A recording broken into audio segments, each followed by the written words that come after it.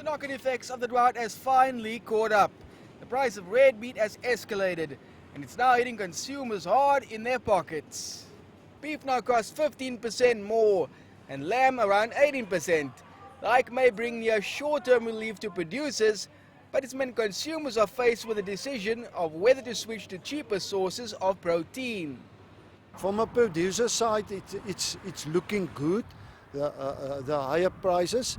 That doesn't say that the farmers is going to make more money because their inputs also went up at that same percentages.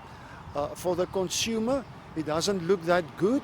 We're concerned about the consumer resistance that can take place, especially with lamb.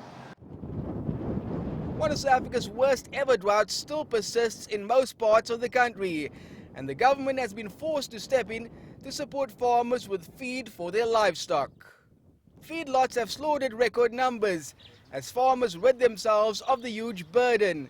But with better weather, farmers are expected to restock, and that may still mean bad news for consumers. We're going to see a steep increase from May, June, July onwards. Should we have a decent rains then coming through in the Western Cape, we will also see that the steep increase will be for quite a period of time, because the people will keep their animals back, so they've got to rebuild the herd. Nationally, if we've got a good summer season coming through, exactly the same is going to be. Farmers are going to keep their animals back, so they're going to build their herds again.